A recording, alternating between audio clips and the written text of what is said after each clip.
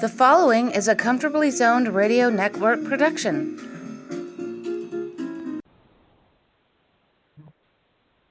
Thank you, Tally Olson. I am back. You all are comfortably zoned with me, the Zig Zag Man, in Alameda, California, right across the bay from San Francisco, across the moat from Oakland, in the northern part of California, and as is my wont, I interview the most interesting people on the face of the planet on a consistent basis. One of the people that I ask to return as often as possible, one of the most interesting, lovable, knowledgeable sports fan, Jerry Feitelberg. It's always fun. How are you? I'm doing great, Ralph. It's always a pleasure to be on the program. Thank you for having me.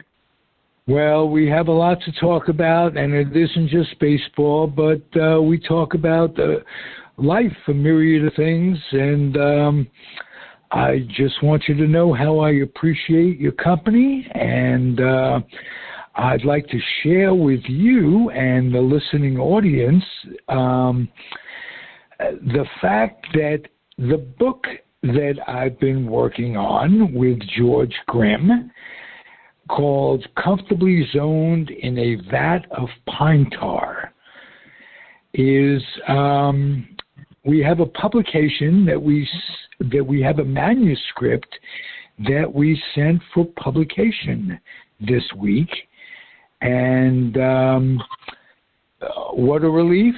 It's like giving birth to a child. Now, I am not used to completing things in life, so this is a big moment for me. Jerry, you've completed a lot of things. What's the biggest thrill you've had from your completions? Well, I think the biggest thing that I did was I was the plaintiff in the drug case against the drug manufacturers back in the 90s for their multi-tiered pricing schemes that gave the discounts to the mail-order firms and people that were competing with the pharmacies. And from the actions that I took along with my colleague, Fred Mayer, who unfortunately is no longer with us, and the other attorneys, we had Lynn Carmen, who was a public service litigant, and he passed away too. And our main lawyer was Joe Aliotto, the former mayor of San Francisco, and we worked with Joe for several years until his passing in 1998, I believe he passed away. So tell me, Jerry, am I talking to the last man standing? Nope. There are other guys that were involved in the suit. But what we did is we got the largest private settlement in American antitrust history. We got a settlement of $725 million from the drug manufacturers that went to 40,000 pharmacies across the United States. Wow. Unfortunately, it was a Pyrrhic victory. We won the battle, but we lost the war. The manufacturers kept on doing what they're doing. There are less community pharmacies now than there ever was. And it's still going on, probably a little bit different. But, the drug manufacturers are making obscene profits. The middlemen are making obscene profits. But the pharmacies and ultimately the patients and the people who need medications, unless they have insurance, there's no way they can afford it.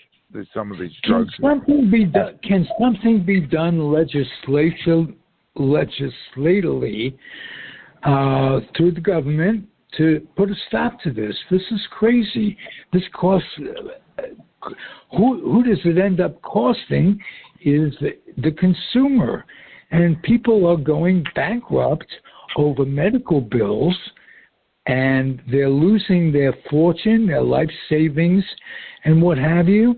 And a lot of it is the cost of drugs.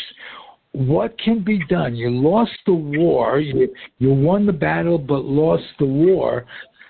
What can be done? What can the people do to make government, their representatives, aware of their dissatisfaction? Can't give up. You brought up a very interesting point about legislation. I have to tell you that the drug industry has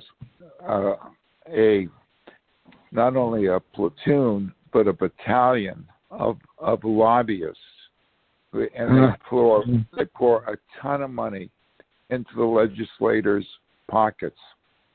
And I learned a long time ago, the late Jesse Unruh was the Speaker of the House. Democrat, great Democrat, here in California. Great Democrat. Before Slick Willie, there was some real leadership in the Democratic Party, and Jesse Unruh was one of them. Rest his soul. And Jesse had this to say: "Money is the mother's milk of politics." And so there were guys and there politicians that talked to me off the record, of course. They said, "Who are we going to listen to? If some guy gives me $100,000 and you give me $100, I'm going to listen to the guy who gives me $100,000. It's just the way it is." And you have to be aware that's what's going on. And so the drug industry has these lawyers. They monitor everything that goes on in all the legislatures across the country, and especially now with Citizens United being tossed out by the Supreme Court 10 years ago. The drug industry can pour all kinds of money into the campaigns of the politicians, and if any drug reform legislation were to come up, it would never see the light of day. The other thing that could be done, but it isn't being done, would be to enforce the antitrust laws, but they don't do that. So there you have it. May I ask you, will there ever be, because it isn't just the drug industry, it's the rifle, the gun industry, NRA or whatever, will there ever be a way we can change the system itself?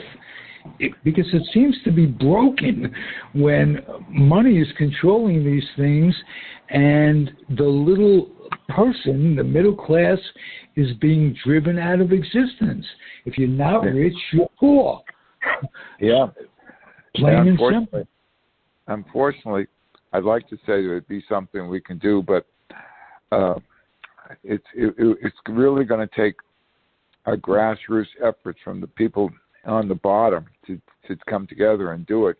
But I don't see it happening right at this particular time. I would like to say, yes, that we could do something about it, but having gone down that road and spent from maybe 7-8 years on that case to see what happens, it's very, very discouraging.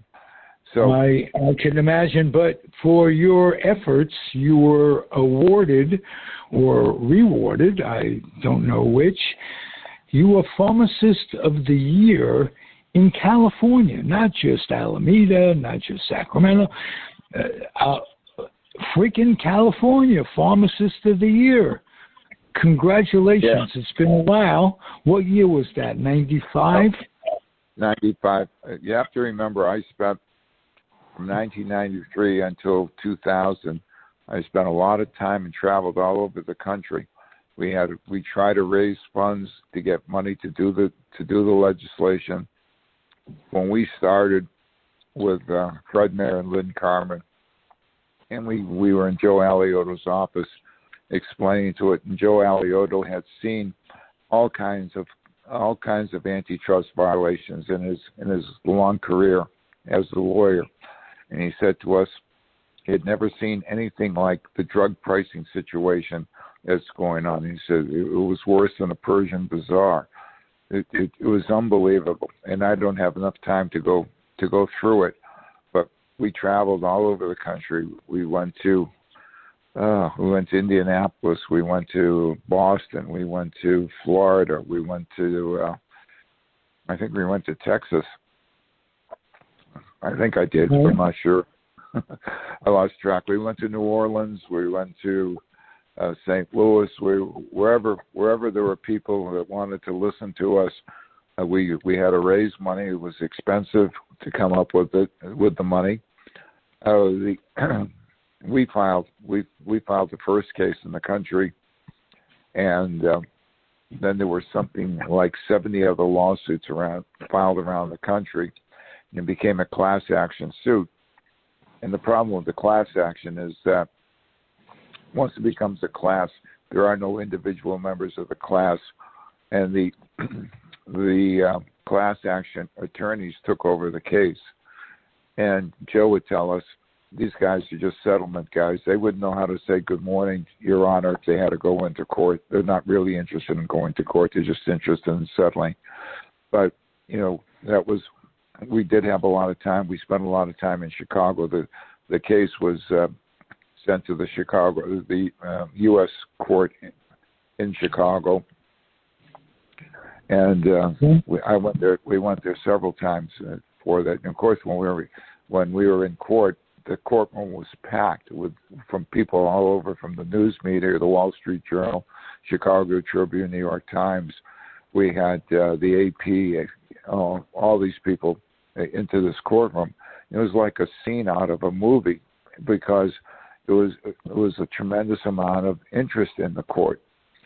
So, we got a decision from the judge. The judge did not approve the settlement because that the class action guys wanted to settle, and we opposed the settlement because it didn't change anything. We were going to get money, but there was no changes in practice. Anyway, the court went the case got settled. The initial settlement got appealed, went to the appeals court, and we got a favorable recommendation in the appeals court. It was sent back to the lower courts, and eventually it got all settled. Never went to the Supreme Court. So, but anyway, it got settled. Okay, Jerry, with all your experience traveling around, being born and raised on the East Coast, lived your life on the West Coast, what is going to bring the red states and the blue states together so that we can get on with democracy? What is our hope? We have a culture war going on right now. It's for whatever reason, and it's been going on for a long time. The guys on the right, they had their right-wing propagandists, guys like Rush Limbaugh, and you can name other people, Larry Elder, the guys on the right banging. Their message was quite simple. The Democrats are bad. The Republicans are good. And then they got, when cable TV came in about 25 years ago, the Republicans got control of Fox News, and Fox News became a Republican propaganda machine. And so consequently, they keep saying and reinforcing, they tell whatever they tell the people. Republicans are good, Democrats are bad, Democrats are evil, Democrats, and the Republicans set about taking over not only the federal legislatures, they went to the state levels and took it over. They found out that during the the off-year elections for state legislatures, they knew that in the primaries, maybe only 20% of the people vote, and all they needed was 10% plus one. and they could gain control of, get power of the legislature. When they got power of the legislature, they could use the gerrymandering and draw the districts that favor the Republicans, and they could maintain control, and they would have their way. They're just interested in the power. And what you're seeing now with the COVID pandemic, the blue states, with a heavy population, Democratic populations, the vaccination rates are much higher in the blue states than they are in the red states. And now with I got breaking news, Jerry. We got some concession from the far conservative right on the vaccine in the past few days. Can you give us an update on that? Yeah, Fox News has changed its tune, and Sean Hannity is now telling people to get vaccinated. I don't know about Tucker Carlson. I haven't heard him change his tune. Well, a lot of congressmen and senators are breaking the news, including McConnell, rather. And so it's great. It's great news. We'll probably reach herd immunity with 70% when it gets to that. Great news. I want to know what caused it. Why would these conservatives who have been against the vaccine all this time finally come around? I'm just curious. I guess they're getting the message that 99.5% of the people that are dying from the COVID virus, and it's the new strain, the Delta virus, which is much more transmittable, easier, and there's more deaths. 99.5% of the people dying are the unvaccinated, and in the states like Mississippi and Alabama, where maybe only 33% of the population is vaccinated, it's spreading quite rapidly, and there's a lot of lethality involved. People are dying. But you and I, and our intelligent cohorts have been watching this go on with the same statistics for 3, 4, 5 months in a row now, and people have died. Who's going to, in the interim, people who didn't get the vaccine went to the hospital and died. And they didn't get the vaccine as the result of being advised by these crazies who will never take responsibility and never have to take responsibility for loss of life.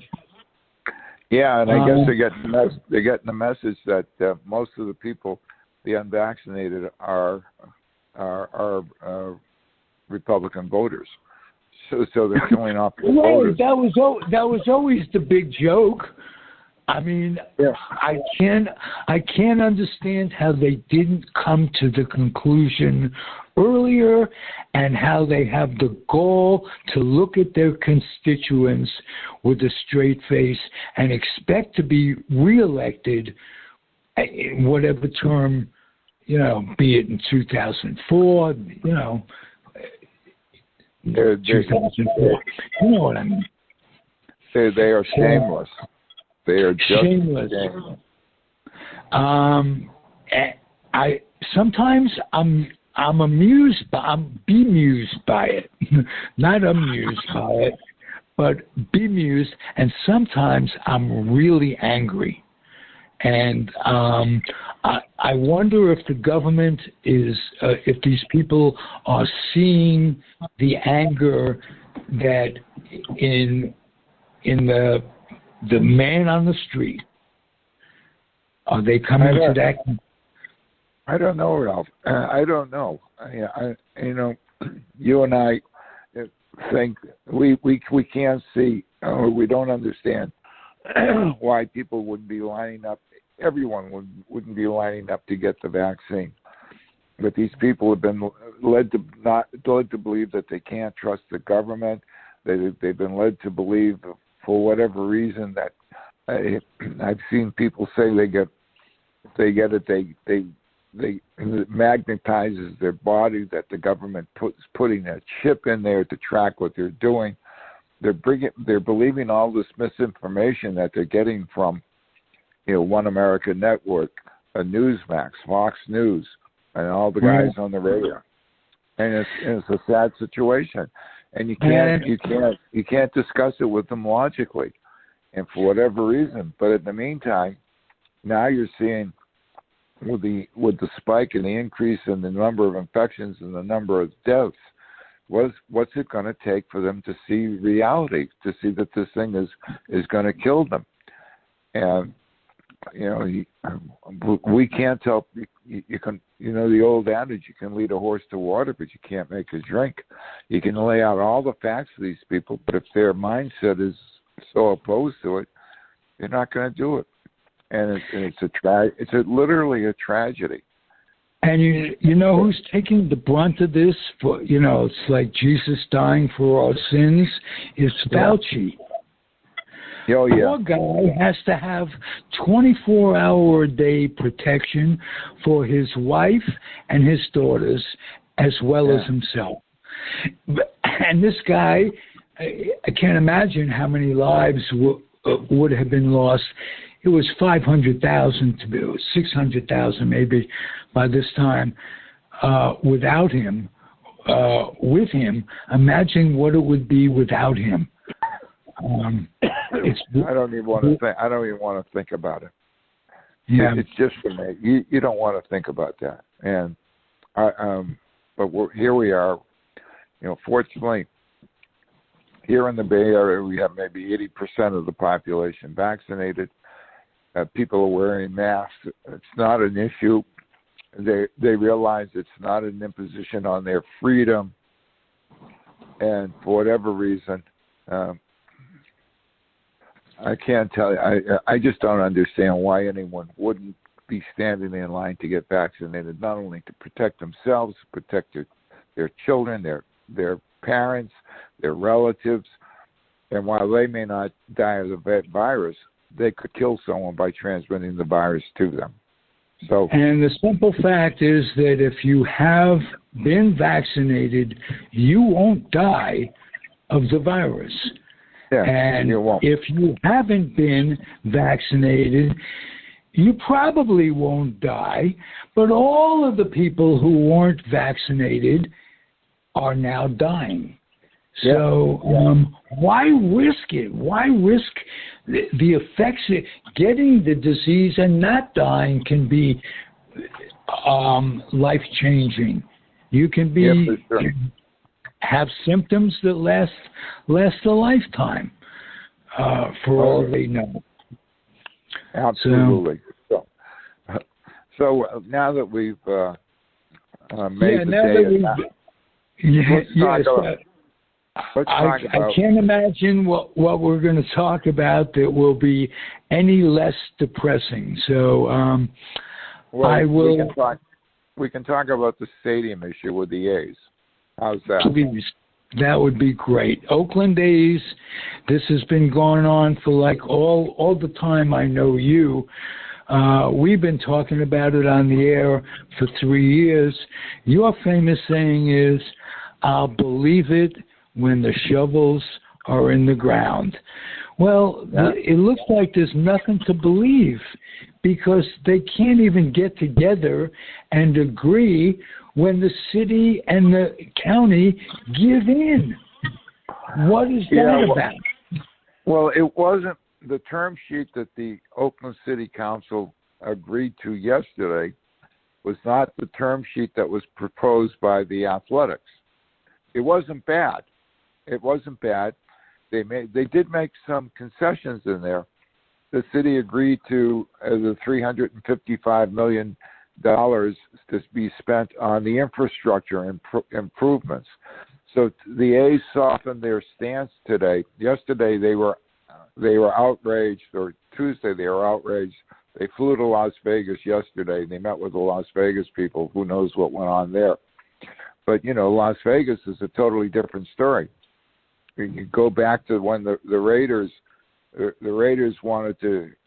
were trying to get a new stadium in Oakland, and they just couldn't go anywhere with it. And when Nevada, the state of Nevada came in and said, well, we'll give you $750 million. The Raiders said, adios, Oakland.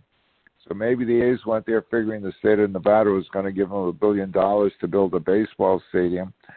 But today the A's are saying, well, there's some things in there that we liked. They didn't like the fact that the state and the city have certain requirements for affordable housing.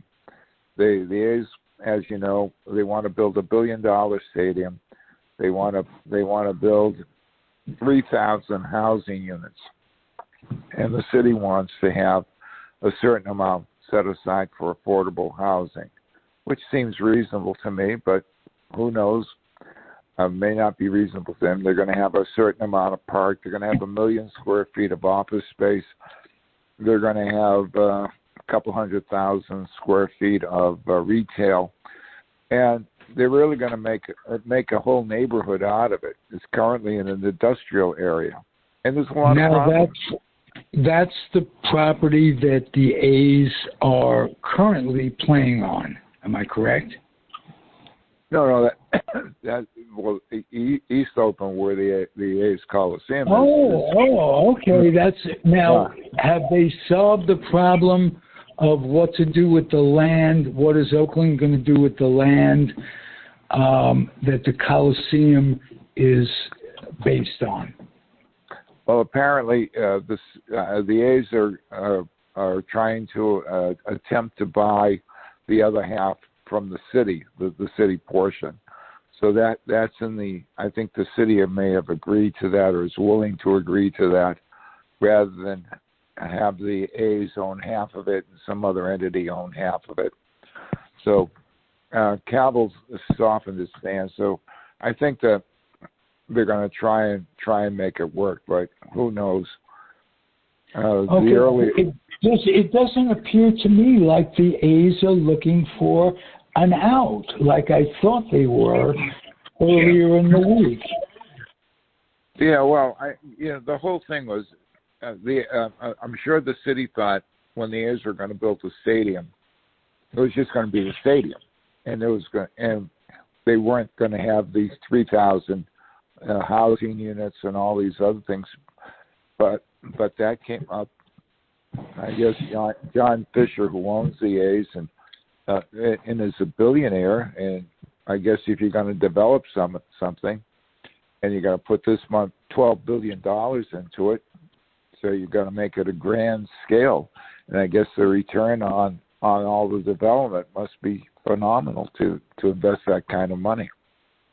Okay, this is my closing question. Jerry Feitelberg, are you optimistic or pessimistic about this? Well, yesterday I was pessimistic, but when I read today that the A's softened their stance, I said, well, maybe they can work something out. Maybe they didn't like something about Las Vegas, because you're going to be playing baseball in 115-degree weather. There's not going to be any outdoor baseball, but I don't think they can open up the roof because it gets hot in Las Vegas, and it stays hot all day long. Absolutely. So, and you look at the demographics. It's when you have a football game, you get the people in for one game. You have 8 games or 8 now with a 17-game schedule in the NFL. So maybe some years you have 8 games, some years you have 9 at-home games. It's much different to get the 60,000 people in. But if you're playing 81 games and you're going to get, you have to look at the economic base, the parking, the whole thing is. And Major League Baseball wants the stadium in the downtown area or close to it. Well, Las Vegas doesn't really have a downtown area. It's going to be a suburban stadium, so they're not going to really gain anything. Where they're going to build it in Henderson or wherever, I don't think they're not going to put a baseball stadium on the Strip. It might be close to the Strip, but Who knows? So who knows? Well, I contend if Oakland had gotten what they wanted from Las Vegas yesterday, they'd have come back with a whole different attitude. Yeah, I agree with you. So, Jerry, let's hope for the best. I always love talking to you. Thanks for sharing a big moment in my life and a moment of completion. We got to talk about your biggest moment. And overall, this was a great show. Love talking to you, Jerry. August 3rd. August 3rd. Yeah. I'm looking forward to that, Jerry. And hopefully we'll get Michael Duca to join us. No, that'd be great. I haven't seen Michael such a long time. Yeah. He's gone through some kidney stone problems. And it'll be good to see him. This is what happens when we get older. Hey, tell me about it. I'm right behind you, Jerry. Yeah. So but we're still standing up. We're still talking. Our minds are sharp. Why not? But we're day to day. Don't forget that. Yeah. You never know. You never ever know. Jerry Feitelberg. I'm Ralph Tycho, Comfortably Zoned Radio Network. It's always fun with Jerry. Give books to the... Hey, if you're listening out there, Jerry, thank you for being here. Just wanted to remind the folks that if they have any lightly used or even new children's books hanging around, put them in a box, take them to the Head Start program in whatever community you live. You can make a difference by getting kids to read, develop a passion, become school ready, can make a big difference just boxing up books, not asking you for bucks. Just take them down there and give them to Head Start. Jerry, thanks again for being here. Adios and happy trails, everybody. Bye-bye. Bye-bye. The proceeding has been a Comfortably Zoned network production. You are advised to keep your dreams wet, your humor dry, your children and grandchildren out of military recruiting offices and off the laps of clerics who wear dresses. Thank you for listening, everyone. Happy trails.